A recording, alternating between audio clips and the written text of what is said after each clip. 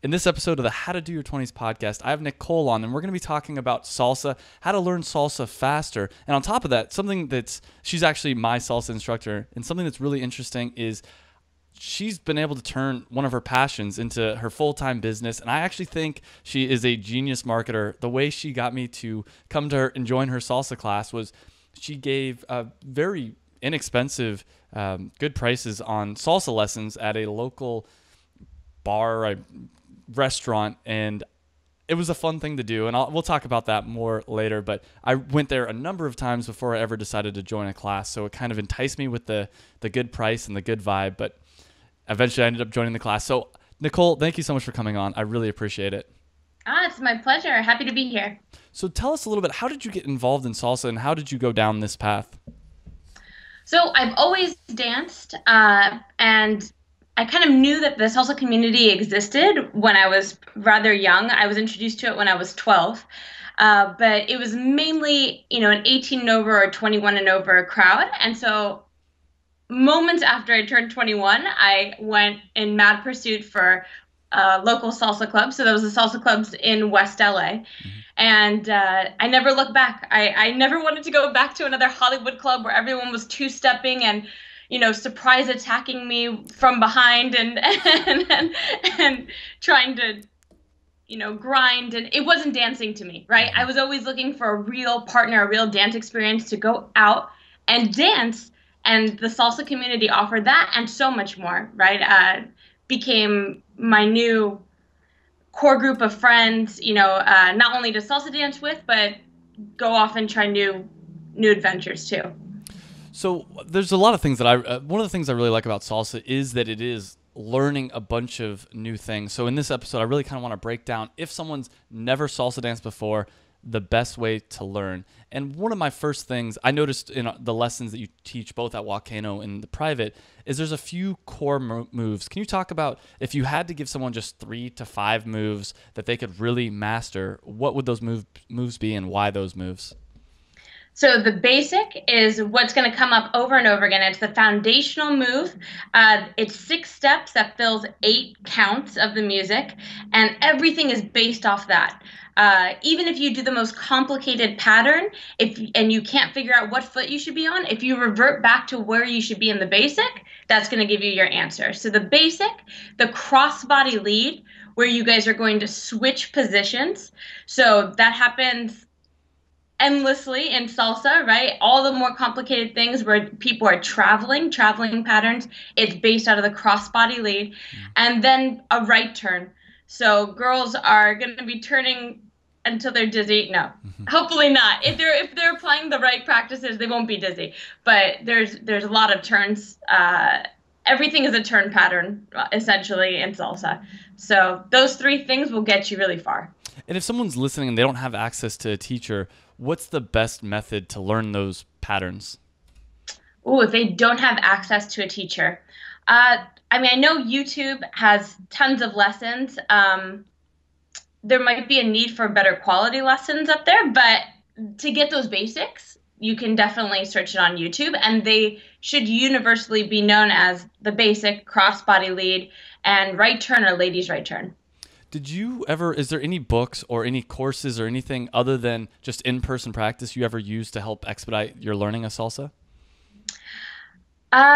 It was all in person, maybe not necessarily in a classroom form. I joined a dance team, a performance team, very quickly. So within a few months of getting very serious into salsa, I probably had no place on that dance team, to be honest. But it really pushed me the extra mile, and I saw my dancing go from here to here in less than a year. I felt like I could dance with anybody after a year mark. And I want to back up a little bit. I didn't get to this, and I probably should have. And I talked a little bit about why I enjoy salsa, but why do you think it's important for anybody and everybody to learn salsa? Well, I love that it's a healthy habit, right? You can go out and have a really good time and interact with people, and it doesn't necessarily revolve around drinking, right? I think that's a good thing. It also builds community. A lot of the people on the West Side, you probably noticed, there are a lot of the same faces at all the West Side places, right? And I think that's also a product of the fact that it does take some time, right? It takes time to develop. So these are the people that have put the time and effort in to be able to really enjoy dancing. So that's why you see them out all the time, every day of the week, and at all the different spots in LA. Um, so yeah, the fact that it's a healthy habit, you get some exercise, and it doesn't involve, alcohol necessarily is a good thing, and then also community building. Yeah, and I'll reiterate that for the listeners, the reasons I enjoy it is, well, one, like I said, it's learning something new, which I enjoy challenging my brain personally and trying to. Sometimes it's a little hard, especially the hour-long lessons of like, all right, I'm supposed to step here, I'm supposed to do that, and it's almost like three-dimensional calculus in real time, and you don't have time to sit down and do it. So that's one of the things that I really enjoy. Two, like you said, though, I mean, a really big thing for me, I work at home, and a lot of the people listening probably work at home by themselves. It's a good way just to go out and meet people. And, it sounds funny, but there's something lacking in our society as far as touch. Like, you don't get a lot of exposure to be able to have touch with other people. And there's something, I mean, if you look at animals in the zoo, if they're not allowed to touch other animals, they go a little crazy. And I think that's true for us. But on top of it, like you said, too, I sit down all day long, and it's a good way to just move around. I mean, most of the time when I'm socializing, it's, all right, well, we're going to go out to dinner. We're going to go out to lunch. We're going to have drinks. We're going to do something that's involved in sitting down. This is a really fun way to move. So the other thing that I noticed that a lot of beginners, especially me, especially probably Western males, have an issue with is finding the beat. And that's still very hard to me. It's funny because I'm starting to get to the point where I can recognize it. And I'm like, I don't know why, but I know that's one and I know that's, two. What kind of advice do you have for someone to help them find the beat? Well, the more we listen to salsa music, the more we'll start to notice patterns, right? We're looking for an 8-beat musical phrase that's going to repeat itself.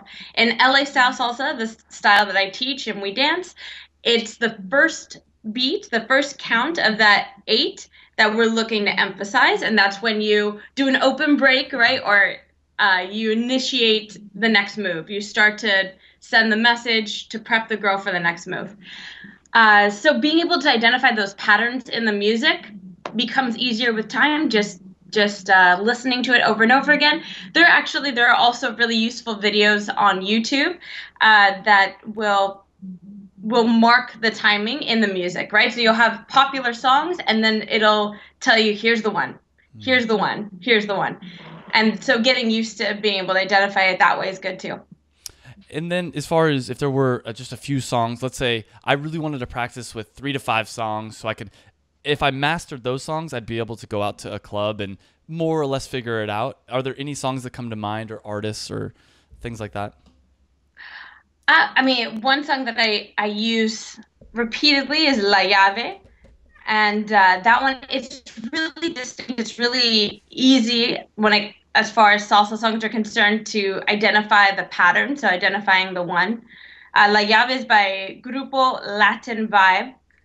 Another good one is Yamulemau, which is you want me to spell that one? Sure, why not? Okay.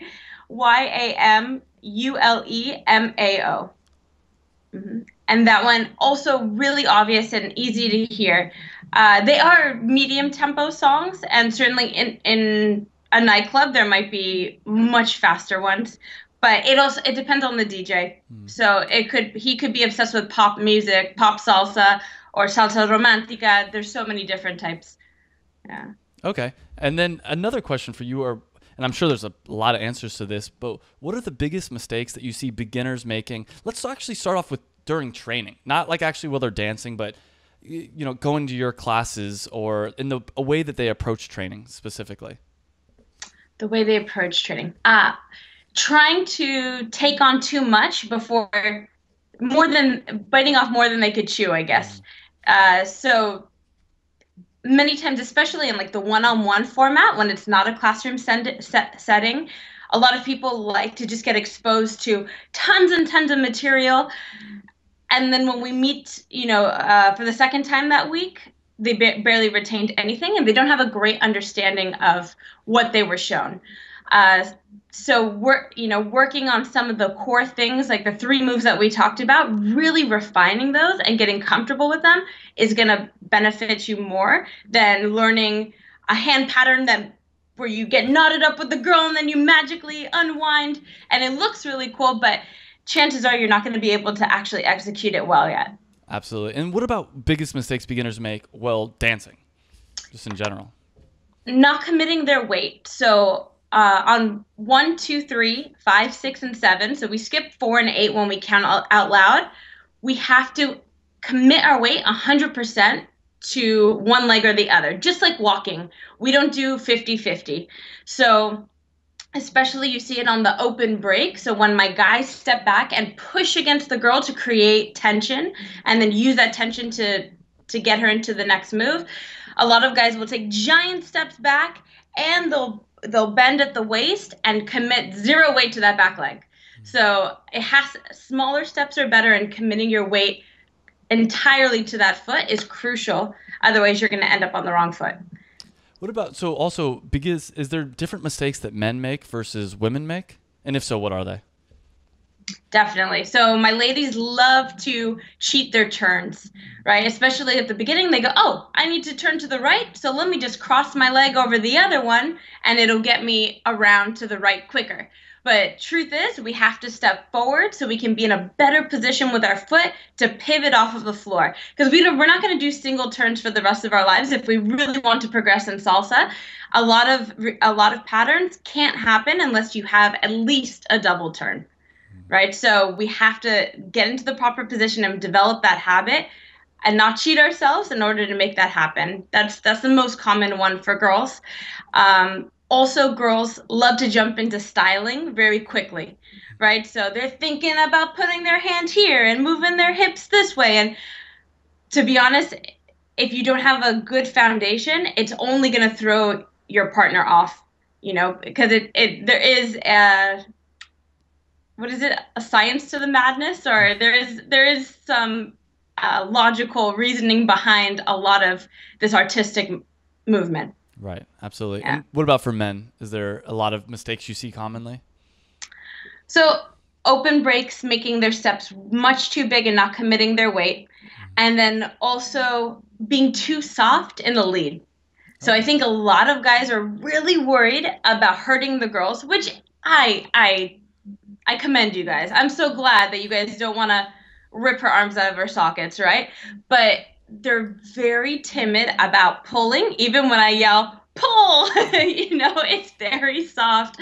And they just need to get used to the fact that the follow's job is also to pull back and add and respond with an equal amount of tension. So if you guys are matching each other's tension, you can pull and she's going to pull, and it's just going to make the dance better. You're going to be able to work off of that together, and it's not just all this force being thrown at your partner, right? So pulling and will help the guys be a lot more clear in their lead.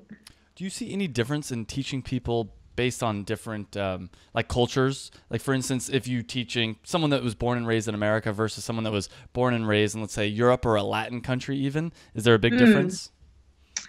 Certainly in the Latin countries, I think the idea of salsa is much different there, right? We very specifically dance LA style salsa. So even if we went to New York, it'd be different. If we went to Florida, there'd be a much bigger Cuban influence in the salsa. So in South America, salsa, they could be playing a cumbia, and a lot of people will put that under the umbrella of salsa. So cumbia has its own set of moves, and that's sort of the default simpler dance that a lot of Central and South Americans will dance. So we both say salsa, but we're talking about two very different things. And a lot of times when I get a South American or Central American in the classroom, we have to kind of lay out that groundwork. Is this what you want to learn? This more complicated, developed version of salsa that we dance here in the States and in Europe? Or are you talking about what I dance at home? Right. Yeah. So another question for you. What is the most common reason or reasons you see beginners quitting salsa or deciding not to go down the path of learning it? Well, one really common one is that people don't want to put the practice time in, or don't schedule it correctly, right? Like you just like anything else, if you want to develop a skill, you have to make time for it. Um, you know, I try my best now in my programs to make sure that people have the opportunity to practice, because if they just see it once in the classroom and walk away from it, uh, it won't stick, Right. right? So yeah, being willing to put the time in and do the reps. And Yeah. I'm sure the answer is the more the better, but in the early days, what is your recommended amount of practice? Then let's make it even for someone like me that's taking a once a week course. How often during the week is just once enough to keep the ball rolling, or should it be a minimum of 2 or 3 times? I'd say one additional practice time outside of the classroom with a partner is great. And then also visualizing, going over it in your head is very, very helpful. When I got into salsa, I was dancing every day. I'm not going to lie to you. I was dancing every day. Even when I was in the gym, I was thinking about my dance routines. I was thinking, you know, I'd be on the elliptical and I'd be doing the shines and miming all, my ladies part, even though I wasn't being led. Mm-hmm. So thinking about it definitely helps ingrain it. I don't know if you've ever revisited choreography or how new you are to dance. This is the only dance experience I have, Okay. so yeah. um, well, even with hip hop, or I was a cheerleader, the first day that you get exposed to it, you might be able to make it through and survive to the end of the choreography.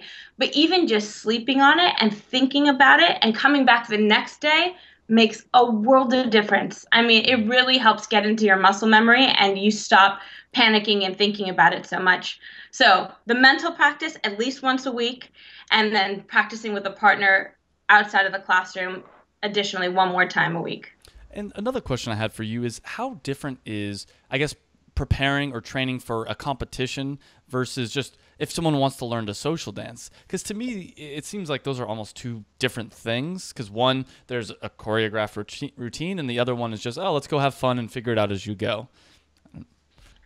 Absolutely. So in choreography, you're usually dancing for an audience, right? So you're going to have to make that obvious adjustment. It's not just lead and follow with the person in front of you. You're going to be opening up your body and putting on a show toward an audience. Most of the time when you're social dancing, I'm facing my partner. I want to match my chest to his chest, in no matter where he's positioned.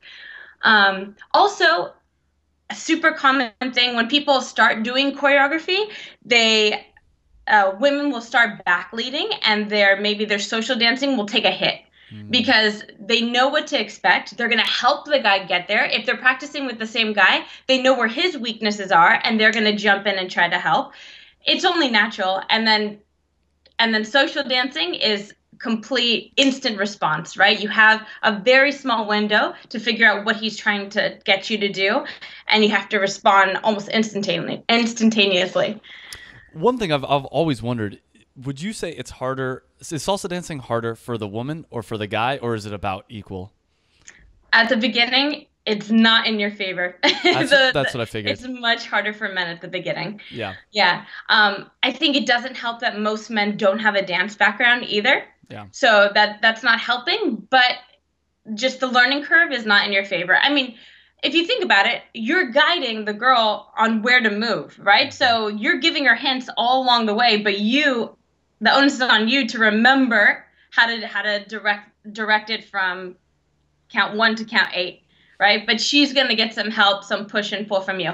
As things advance, I'd say it levels out a little more, and it becomes, much more challenging for a girl to be able to respond so quickly, or turn, 10 times in a row. Yeah. No, that makes sense. And one of my early experiences, actually, I think my first experience with salsa, I was living in Colombia. I lived there for 3 months, and I took about 10 private lessons with this teacher. And I'm thinking, okay, 10 private lessons, like I'm ready to go out and do salsa in a club. So I go out to a salsa club and go up to a girl and that I was mutual friends with. I'm like, all right, let's dance.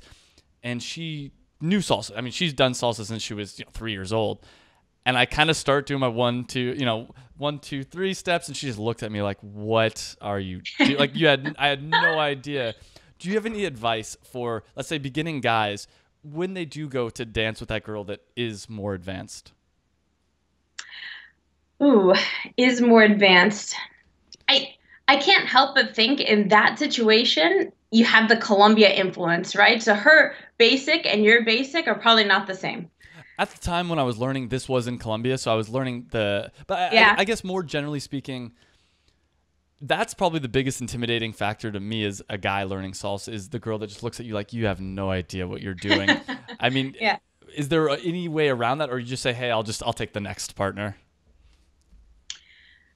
Uh, well, you know, in the right environment, like if you were to come to well, sorry, that one maybe it's a harder one to answer. So place me in an environment in like an LA club or in Colombia after 10 lessons. Sure, let's do an LA club at this point, and let's Okay. just say that kind of almost like we'll rotate in our classes, but let's say it's not like just for a few steps where it's obvious that you're learning. It's like, Yeah. okay, your friends are like, oh, you guys should dance together, and this person is way more experienced than you.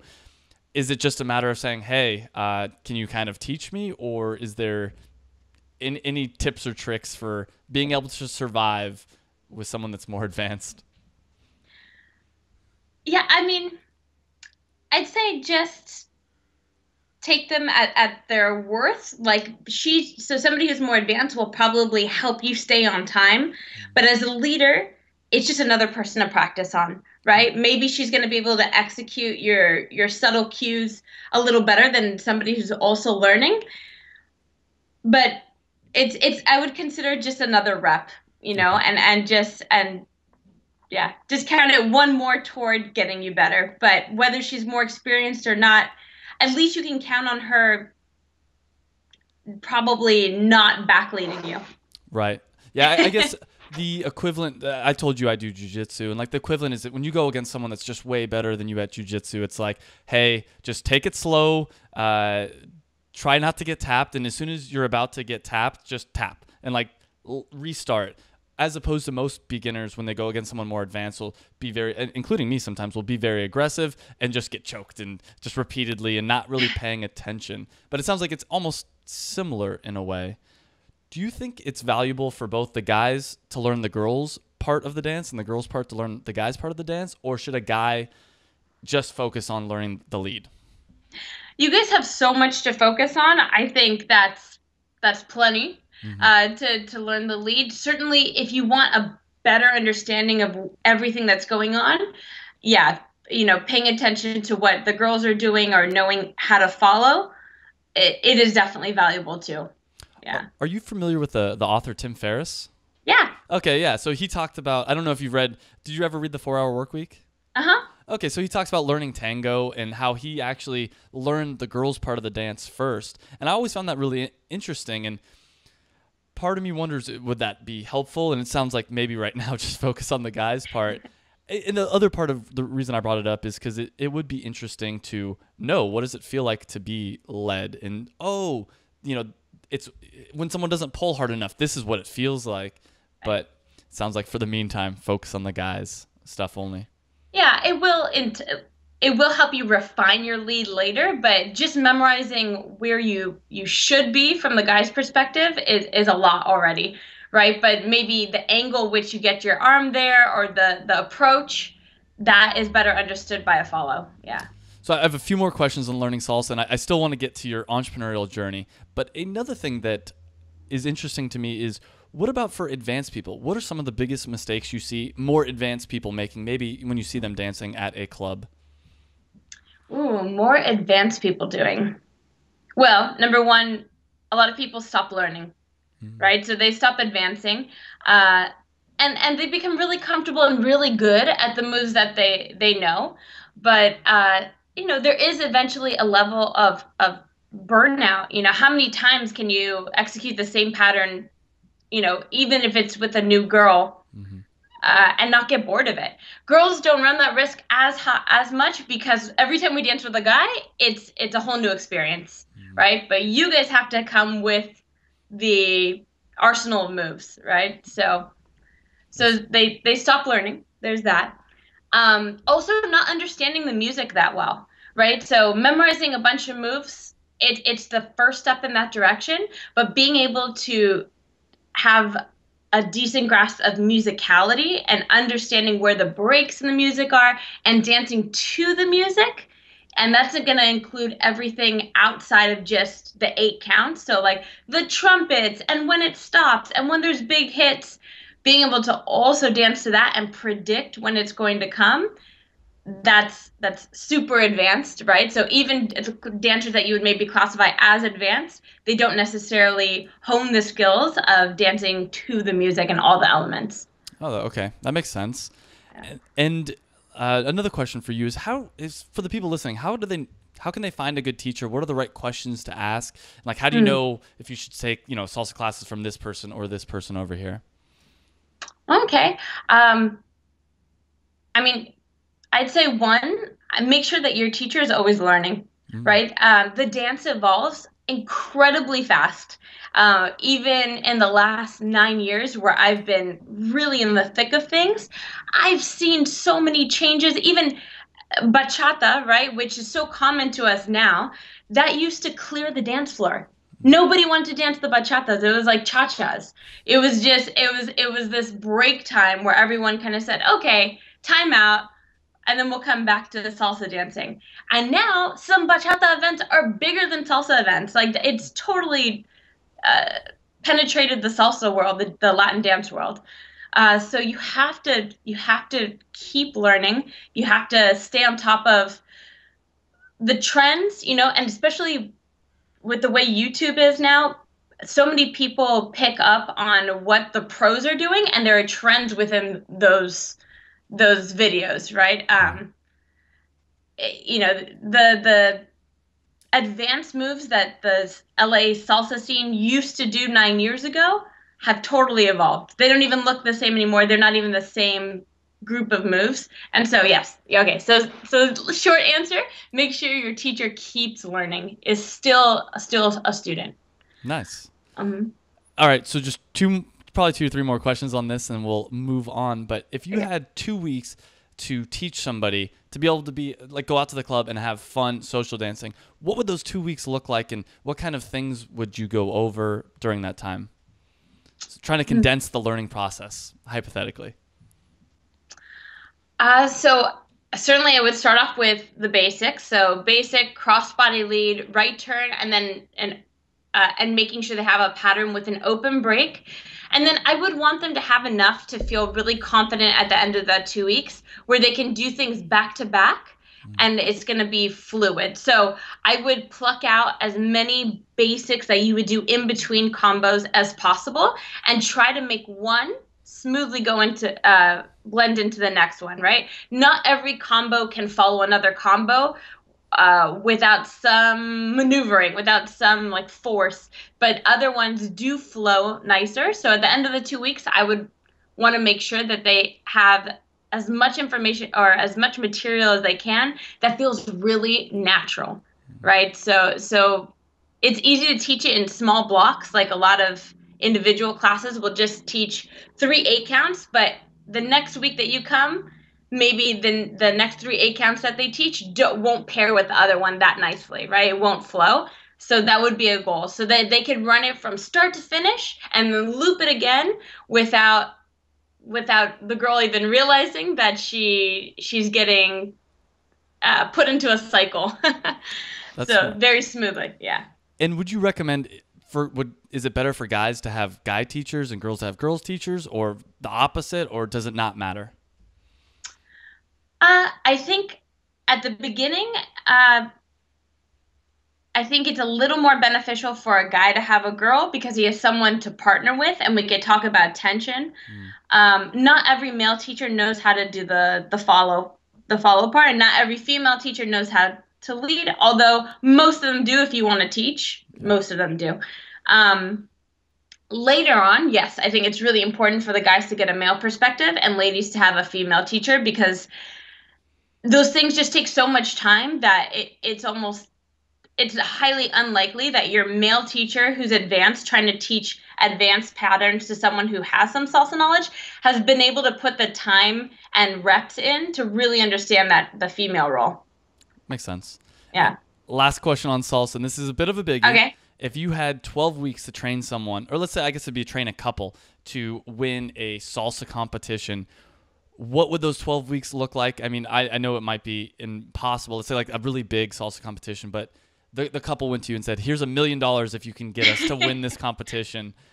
What would the training look like during those 12 weeks? And would it all just be practicing choreography, or would there be other stuff to it? So a lot of women have trouble with spinning, and a lot of that is core strength, right? So if we could develop some core strength in that in the 12 weeks, I think that's a really good thing to add to just learning choreography. Um, Also, choreography can be good and bad, right? There's definitely a special skill for understanding what choreography is going to look good on a beginner. You can't just give them what looks good on a pro because, for instance, if somebody wants to include a high kick in a choreography, it's super common. Almost every pro can do it.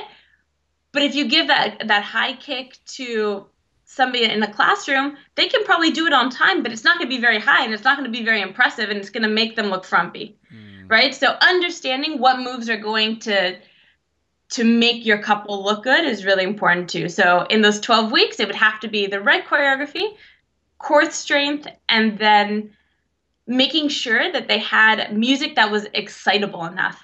So we just like that musicality note about advanced dancers, you want to make sure that the song that's being played, all the hits that are in the music are going to be choreographed too, so you can accentuate it even more. It's so much more exciting to watch a salsa video online when there's music playing, right? And when they're dancing to the music.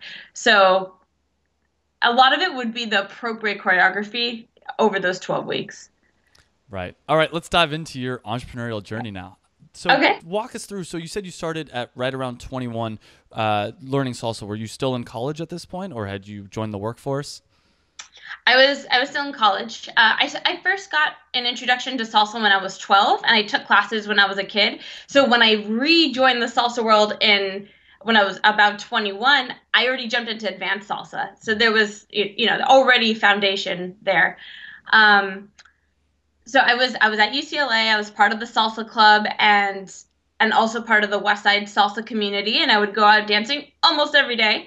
And it was this hobby of mine that was pretty consuming. I would think about salsa all the time, and spend almost every hour that wasn't at work or in class salsa dancing or looking at salsa videos or doing something salsa related. After I graduated and I worked for a Hispanic ad agency for a number of years, the company went bust and I started looking for other things. I wasn't sure that I wanted to go back into advertising. It kind of it wasn't as fulfilling as I would hope, and somebody presented the option of joining a Latin dance program. They needed more instructors, and they knew how excited I was about salsa, how it was an obsession. So they offered to take me under their wing and teach me how to teach. So for a year, I was just in essentially a teacher training program where they slowly pulled away and gave me my own classes. Once I did that, I got picked up by what used to be a very popular salsa venue in Santa Monica. It has since closed, but teaching to a big group of people looking to salsa dance, then it was just a matter of where do I put these people that have so much interest in learning how to dance. So I had this beautiful audience that consistently came, just like Volcano. And now I just needed to find new ways to help them advance their salsa dancing outside of the limitations of being there twice a week, Mm. right? So then we created a 12-week salsa program. You're in an 8-week salsa program, but it was a 12-week salsa program. Started teaching private lessons and then starting my own classes, drop-in classes outside of there. And that was the start of it, knowing that I had a beautiful base of people that were highly interested, and now I just had to funnel them into the right channels. And now over time, like I've been able to refine what those channels look like. 8 weeks seems to work better than 12. We offer many more different types of or levels of programs and types of dance than I first started with. And it's all developed in the last 4-ish years. So the first class that you did on your own was about 4 years ago? Is that? Mm-hmm. Yeah. And how did you, in the early days, get people? I forget, I don't remember. I don't know if you said the name of the place, but the initial salsa club. How did you get people to show up there? Because it's one thing to have a really great skill. It's another thing to get people to come and see about your skill. That's true. Fortunately, I was brought into a club that had already been around for 15 years. Okay. So it was really well established. And so the salsa community knew about it, and also locals galore seemed to know about it. And it was a popular place to just pop in on a Saturday night and try something new, right? So that really was, I was lucky in that department. I just walked into a good situation. How did you grow? I assume then you grew Volcano from the ground up by yourself, or how did that No, happen? that was also something I came into in the last year and a half. Okay. How Yeah. did you come into that then? So there was another teacher there, and he is a college professor, and he could not get there on time anymore because of a change in his schedule, and he recommended me. I was already part of the community. He knew that I had experience teaching at the former place, Monsoon Cafe. I hadn't said it, but Monsoon Cafe on 3rd Street Promenade. And then I got plugged in based on his recommendation. So I guess it was also the right time and being already prepared and experienced in that department, so I could just jump right in the next week and continue the flow and start building the audience there. Another thing that I find really interesting is because right now, I mean, the listeners don't know this, but it's been at Volcano for, I think it sounds like a long time, a few years at this point, and venues are being changed. How are you going to be able to ensure that people know about the next venue, and how are you going to get new people to come as well? Well, so I think one thing is I need to work with the social media people. So social media, so not only my own social media and the channels that I've established, like a couple meetup groups with a couple thousand people, my Facebook page, my website, but also the social media of the new venue. Mm-hmm. Right? So teaming up with them to make sure they spread the word. They also have other nights there. On Friday and Saturday, they have DJs. So I think making announcements to people that already are going to that venue, that if you want to try something new and try salsa, we're starting salsa nights here. Yeah, local newspapers are helpful too, especially if you could just get into their listings. A lot of the time it's free, and it's just a matter of talking to the right person. And then having a personal email list, right? So I've always tried to maintain an email list for a newsletter that rarely ever goes out. Like I don't really harass people with a newsletter. It's when there are important changes or important events that are going on, and then I'll send it to the list I've been building for years since I started Monsoon. How big do you think? So meetup.com is something I use all the time, but it seems like, and we've talked about this, that a lot of people don't seem to RSVP specifically to the salsa one. What percentage of the people that come do you think are from meetup.com versus just all the other possible sources? It's difficult to gauge Volcano's meetup attendance, but I could tell you what the meetup attendance in our programs are like, and that's maybe 20%. Okay. So it definitely does contribute, to the numbers and the exposure. Um, yeah, you're right. Absolutely. People do not RSVP on the Meetup channel, but I guess in this kind of format, you don't need to, right? You just show up with a smile and you jump right in. You don't, yeah, there's no benefit necessarily to RSVPing. And what kind of plans do you have for 2017 for, I don't know if that is your plan to grow the salsa side of your business, or if it is, what are your plans for growing that side of the business? Well, it's no secret that I'm in a position currently where I can only trade my time in a limited capacity, right?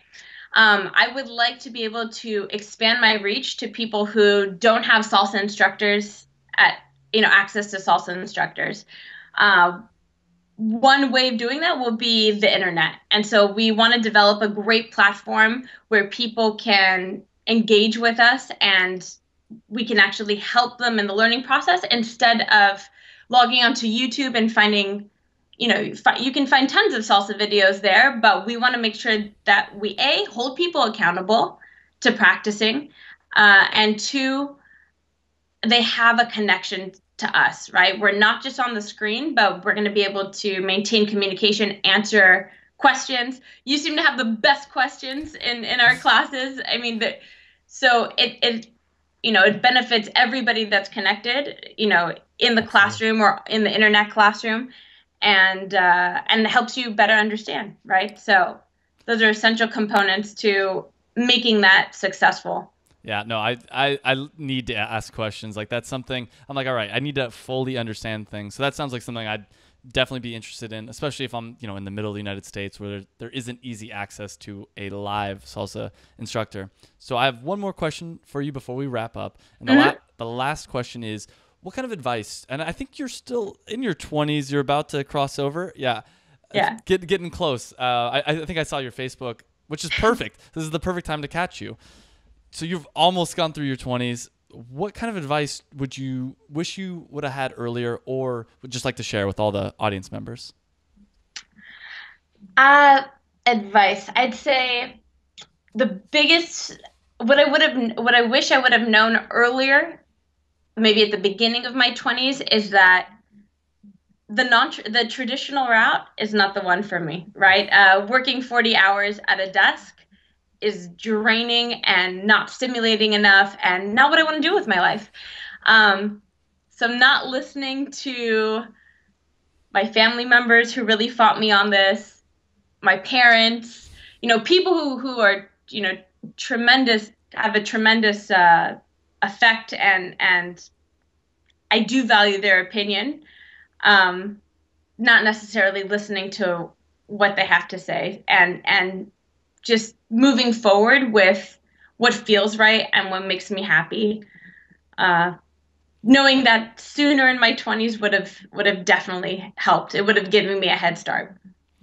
Those people that were kind of like, I don't know if it's a good idea for you to go off on your own. What do they say now? Have they changed their mind, or are they still unsure?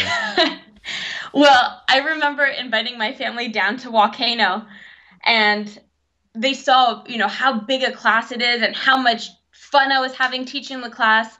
And then I came back to where they were having dinner and they had a view of what was going on. And I remember my aunt turning to me and saying, "Oh my gosh, you could turn this into a real business. You should really consider this." I'm like, "Are you kidding me?" Yeah. Yes, this is what I've been doing. This is what I've been, has been filling my cup for the last few years.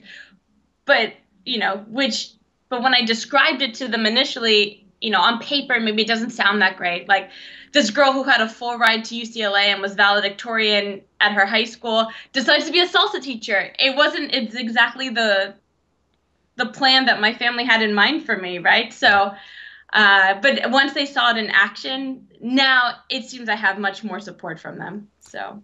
That seems like how it usually happens. I mean, my parents too, they were kind of like, I don't know, you got a good job, stick with it. But now they're like, no, it was a great decision. And Right. my mom might be listening to this, so not to call them out, but they're very supportive, obviously. But that's always seems to happen. Where can people find out more about you and all the cool things you're doing? Well, you can go to my website, which is www.dancesalsa.co, so co. And then my Facebook page is usually up to date also. So that's facebook.com/dancesalsala. Okay, and I'll put links to both those in the show notes. Nicole, thank you so much for coming on. I really appreciate it. You're so welcome. Thank you. Hey guys, I hope you enjoyed that video, and if you did, make sure you hit the big red subscribe button down below. You can also check me out on Facebook and on Twitter, and I release a new video every Monday, and by hitting that subscribe button, you'll get those new videos every Monday.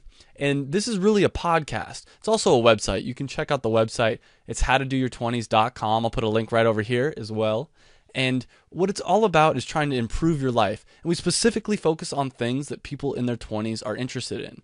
So make sure you like the video if you liked it. Subscribe, like us on Facebook and Twitter, whatever. But I hope you enjoyed the video, and I hope to see you again on another video.